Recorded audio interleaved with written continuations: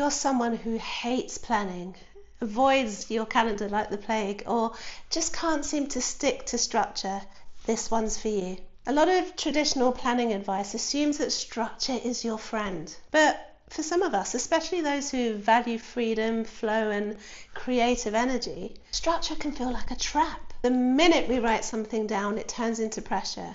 It loses its spark. It becomes a task rather than a choice. So what I want to offer you today is a way to work with your resistance to structure without forcing yourself to become someone you're not. You don't need to become a color-coded Google Calendar kind of person. You don't need to plan your life down to the last 15 minutes. You don't even need to stick to something perfectly for it to be useful. What you need is a structure that feels like support, not surveillance. And more importantly, you need to own the way your mind works. Because not liking structure doesn't mean you're disorganized. It probably means that you've been handed systems that don't reflect your rhythm, your values, or your energy. I've worked with so many women who are brilliant, intuitive, deeply driven, and yet the minute they try to sit down with a planner or write out a schedule, something inside them just shuts down. They freeze, or they rebel, or they overcomplicate it until it collapses under its own weight. And here's what I've learned. That resistance isn't a lack of commitment. It's this. Structure has been used in the past to control you, not support you. You were told there's a right way to do things and internalized shame when you didn't follow it. You started to associate planning with judgment, rigidity, and performance, not creativity, clarity, or care. And let's flip that. Let's talk about how to create light structure that helps you feel more like yourself, not less. Something that holds you gently rather than boxes you in. And what I teach here is something I call framing, not forcing. So instead of planning to get things perfect, we plan to give our attention a home. We create containers for our energy. We offer ourselves guidance, not orders. So here's how this looks in practice. Instead of filling every hour of your calendar, you start with permission-based time blocks. You say to yourself, between 9 and 11, I can either write or read. Between 2 and 4, I'll either go outside or finish that admin task. You're giving yourself direction and choice. And that's what most of our minds are actually craving. Movement without force, choice without chaos. Because I like to look at it like a river. In order to have that flow and have that flow go in the direction that you want it to be going, rather than spreading out in a mess all over the land, you need the riverbanks, you need the structure to hold and guide. So you can still have that flow and that spontaneity within a loose structure, and that's what we're trying to get to. And this small shift bypasses the part of the brain that flares up when you feel trapped by a fixed plan. It makes your internal landscape feel more spacious, less like a tightrope, and more like that river I was talking about. You can also anchor your day, not with tasks, but with transitions. Let me explain what I mean. Say you want to journal more. If you write journal on your list, it might trigger a resistance. But if you say, after I make my cup of tea in the morning, I'll light a candle and sit with my notebook for 5 minutes, that's a transition. You might just sit there with your cup of tea and your notebook in your lap and do nothing, or you might just sit there with your cup of tea and then think, I feel like writing. Because transitions speak to rhythm, not obligation. They create flow, not friction. And another way to shift the internal tone of structure is to replace the question, what should I do next, with what would feel good to focus on, or what would support me most in the next hour. This way you're not looking for the right answer, you're listening to your actual needs. And you'll start to notice your energy moving more freely, not because you've forced yourself to be productive, but because you've offered your energy somewhere to go. And the final piece, this is big, you leave intentional white space. Space for spontaneity, space for that river to flow within the banks.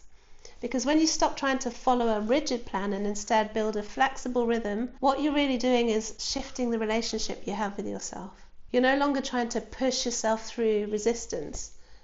You're meeting it, understanding it, designing around it. And that's where real consistency lives, not in the plan, but in your ability to adapt without self-blame. Structure doesn't have to mean control. It can mean care. It can mean support. Let's bring in another perspective here. Think about how musicians improvise. Even the most free-flowing jazz solo is built on an underlying structure.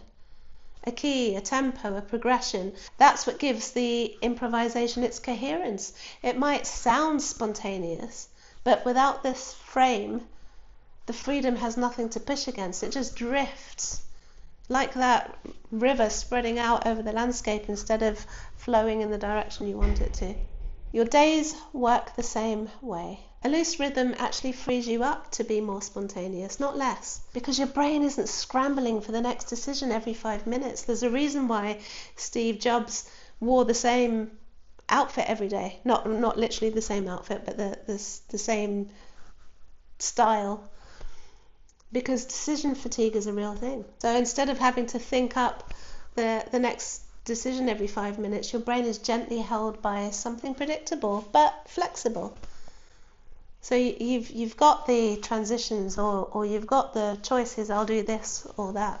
Another trick that can really help if you're someone who resists being boxed in is the use of visual anchors.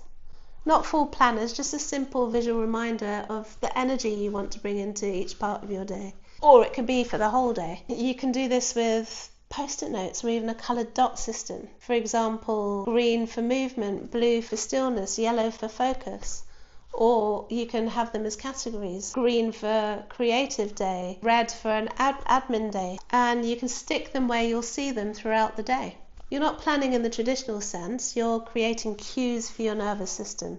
Gentle nudges. And here's something that might surprise you, especially if you've always thought of yourself as someone who can't stick to things. Research shows that we're more likely to follow through on something when we design the conditions around it instead of relying on willpower. So if you keep trying to force yourself into strict planning systems and it never works, what would happen if instead of asking, how do I become more disciplined, you asked, what would make this easier to show up for? That question changes everything because now you're building structure around your tendencies. You're not fighting them. You're working with them. So start with just one shift this week. Just one.